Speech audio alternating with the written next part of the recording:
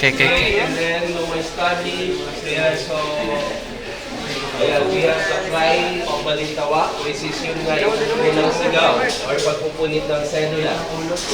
Then, siyempre, isa sa mga gusto nilang masakop is una, yung El Deposito, yun yung imbakan ng kape. Pangalawa, yung El Pulburin. Ang El Pulburin kasi, yan yung imbakan naman nila ng bala, bomba, kaya so, or mga biglet. Ayan, so and then, kaya nasakop na nila yun, kaya nagkaroon ng pinaglabanan or the Battle of San Juan del Monte.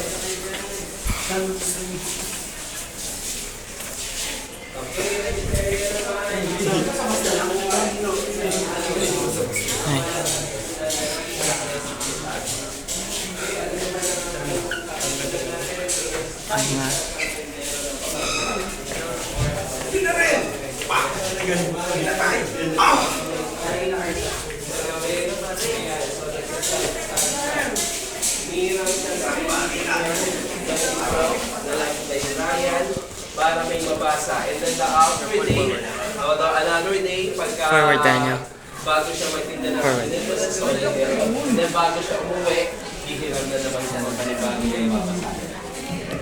Kaya nagsabi, hindi nakapagtapos ang ating ama ng Katipunan, hindi nakapag-aral, pero nag-self-study siya. Kaya niya na-translate ang Mi Ultimo Adios in wikang Pilipino ni Dr. Jose Rizal. Dr. Ang Potasio. pangalakas ni Dr. Jose Rizal. Okay, sige, forward tayo. After natin dito, magpuproceed na tayo sa bus para pumunta na.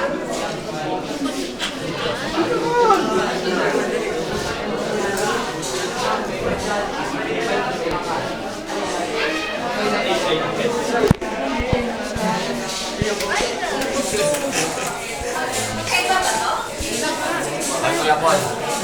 Sabi walang focus, di ba?